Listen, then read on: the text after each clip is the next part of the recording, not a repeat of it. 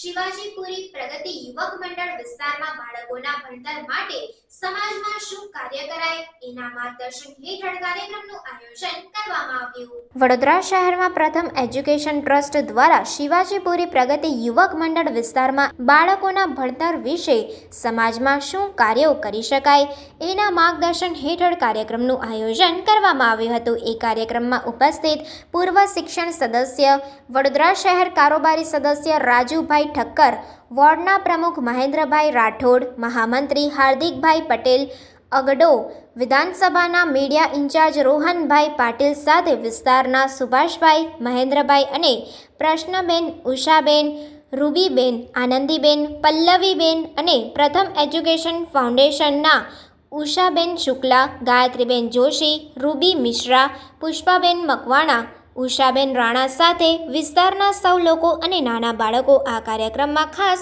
ઉપસ્થિત રહ્યા હતા।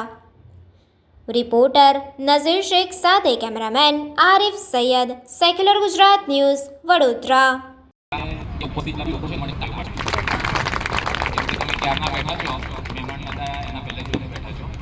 સાથે આજે પ્રથમ એજ્યુકેશન ટ્રસ્ટ એમના દ્વારા પ્રોગ્રામ છે, એમાં ઉપસ્થિત વડોદરા શહેર કારોબારી સભ્ય રાજુભાઈ ઠક્કર, વોર્ડના પ્રમુખ મહેન્દ્રભાઈ, મહામંત્રી હાર્દિકભાઈ, આપણા વિસ્તારના અહીંયાના પ્રમુખ સુભાષભાઈ, મહેન્દ્રભાઈ સાથે આ ટ્રસ્ટમાં 25 વર્ષથી જે કામ કરે છે ઉષાબેન, એ સાથે એમની સાથે જે ટીમમાં છે ઉષાબેન છે, રૂબીબેન છે, આનંદીબેન છે અને આપ સૌ લોકો એક ટ્રસ્ટ કામ કરો। સરકાર બધી જગ્યાએ પુનાવડ હોય એટલે ટ્રસ્ટ એક જ કરવાનું છે, આપણે સારું ચાલે આમાંથી નોકરી કરે છે કોઈ જો તમે છોકરાને આવી રીતે મહેનત ને ના કરવા માગતા હોય, સારું શિક્ષણ આપવા માગતા હોય તો આ ટ્રસ્ટ સાથે તમારા જે બી છોકરાઓ અહીંયા આવે છે એમની જોડેથી ખાલી તમારે એટલું જ કહેવાનું કે તમે આજે શું શીખ્યા। આ ટ્રસ્ટ તમારી પાસેથી ફક્ત તમારો માગે નથી, આ છોકરાઓને સમય કાઢીને મોકલવાના છે અને આપણે જગ્યાએ સારી નોકરી કરે એ જ આપણે એમને સહયોગ આપવાનો છે। અહીંયાથી અમુક બહેનો જે બોલ્યા એમનો અનુભવ બોલ્યા, અહીંયા માઇક પર બોલવું એટલે બધાનું કામ કદાચ મને નહીં લાગતું કે હોય જેવું એક બે બેન અટક્યા તો કદાચ કોઈને એવું લાગતું હોય કે આ બેન અટક્યા આપણને હસવું બી આવતું હોય, પણ આપણે હસવાનું ના હોય। એવી રીતે છોકરાઓ જ્યારે ભણતા હોય ને તો કદાચ કોઈ છોકરો 100 માર્ક લાવતો હોય, કોઈ 5 લાવતો હોય, તો જે 5 માર્ક લાવતો હોય ને તો એના પર હસવાનું ના હોય, એ બી કાલે ઉઠીને કદાચ એવું હોય કે એ બી 50 કે 60 તો લાવે, તો જે 100 માર્ક લાવતો હોય ને એને સહયોગ આપવાનો હોય, કેમ કે એ બી આપણો ભાઈ છે, આપણો મિત્ર છે। બહેનોથી કદાચ કોઈ વખત છોકરાઓને બોલ્યા હોય કે કંઈ બી હોય તો આપણે છે ને આપણા ઘરવાળાને કે આપણા કુટુંબજનોને લઈને બહેનો પાસે અડી નહીં જવા મારા છોકરાને કેમ માર્યો। બહેનો જો છોકરાઓને મારશે કે કંઈ કહેશે તો જ આપણા છોકરા સારું એજ્યુકેશન અને ભણતર કરશે। આપણે એવું કહી દઈએ કે ભાઈ મારા છોકરાને કેમ માર્યો તો આ બહેનો એવું લાગે કે ચલો આના તો ઘરવાળા ઝઘડવા આવે છે, કે આને સારું ભણાવવું કે નહીં ભણાવવું એ પછી એમના હાથમાં છે। મા બાપ એ આપણા ગુરુ છે અને એના પછી શિક્ષકો બી આપણા ગુરુ છે। જેવી રીતે આપણે મા બાપની ઇજ્જત કરતા હોય એવી રીતે આપણા ગુરુઓની બી આપણે ઇજ્જત કરવાની છે।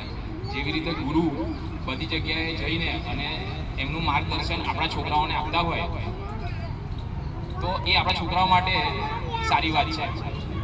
વધારે સમય નથી લેતો, હું મારા 2 શબ્દોને વિરામ આપું છું અને ફરીથી એક વખત અહીંયા ઉપસ્થિત મહેમાનગણો અને અહીંયાના મેડમો અને આપ સૌનો હું આભાર વ્યક્ત કરું છું કે મને આ કાર્યક્રમમાં બોલાયો અને 2 શબ્દ બોલવાનો ફરી તમારા તાળીઓ પાડવાનું આ તાળીઓ મારવાની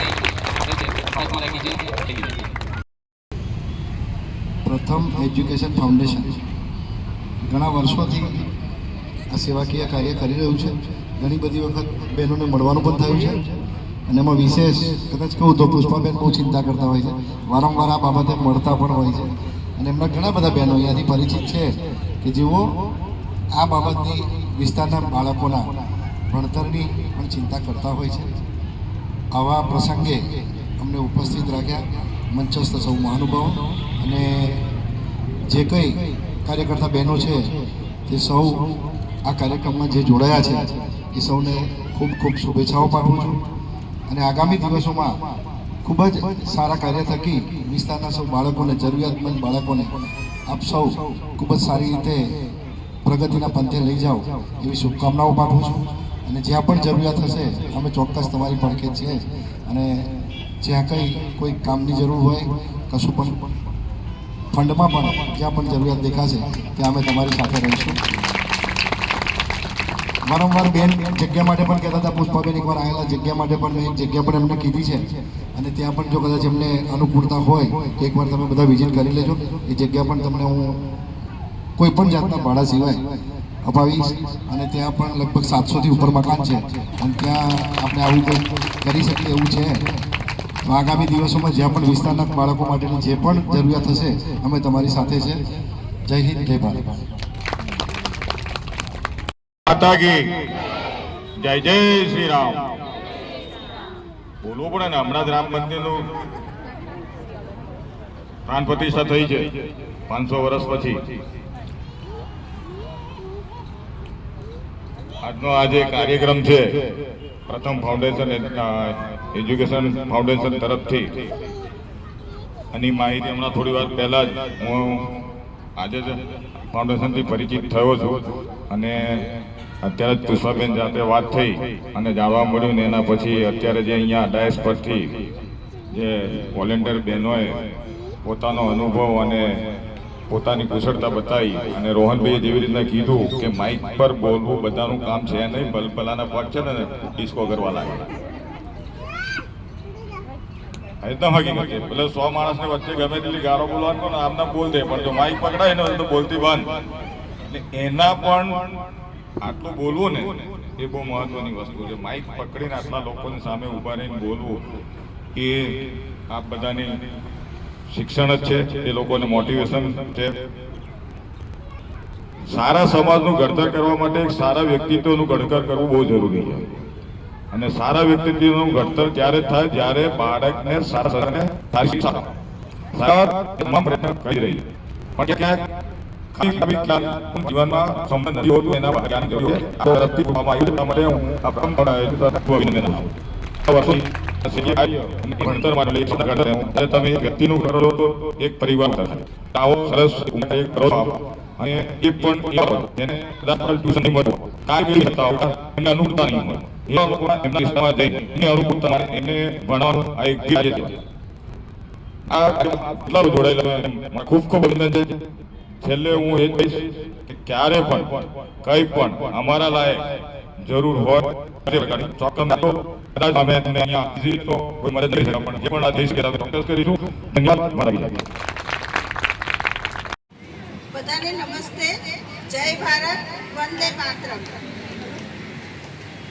આજે આપણે ભેગા થયા છે, જેમ રૂબીબેન પણ કહી રહ્યા છે, આપણા ડાયસના મહાનુભાવો પણ છે, જે કોર્પોરેટર છે, અલગ અલગ હોદ્દાઓ પર છે, તો એમનું પણ હું સ્વાગત કરું છું. અને જે આજે તમે લોકો પધારેલા છો બધા, તો બહુ જ ખુશીની વાત છે કે બહેનોને ટાઈમ નથી હોતો, યુથને ટાઈમ નથી હોતો કે પોતાના કામમાં બિઝી હોય, પણ આ ખરાબ બપોરે આ ડાયસ પર બેઠેલા બધા મહાનુભાવો અને તમે બધા આવ્યા છો, તો હું તમારો દિલથી આભાર માનું છું અને હું બહુ જ ખુશ છું. સંસ્થા તરફથી તમારો આભાર માનું છું.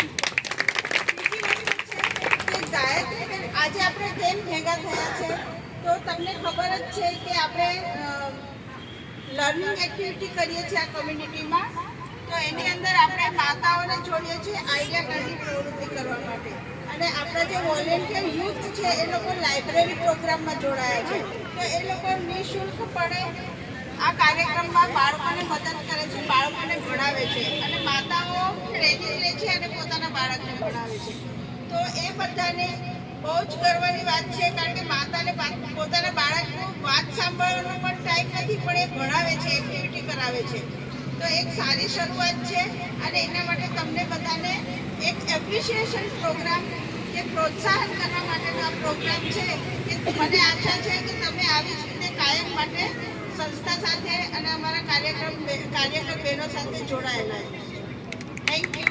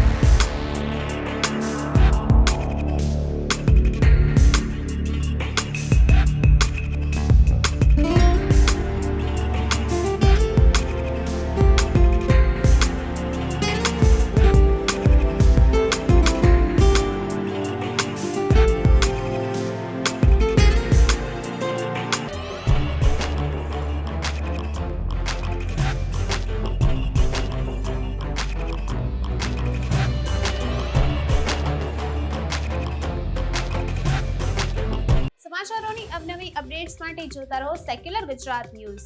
સાથે સેક્યુલર ગુજરાત ન્યૂઝ ચેનલને લાઇક, શેર અને સબસ્ક્રાઇબ કરો અને બેલ આઇકોન દબાવીને સમાચારોની ઝડપી માહિતી મેળવો.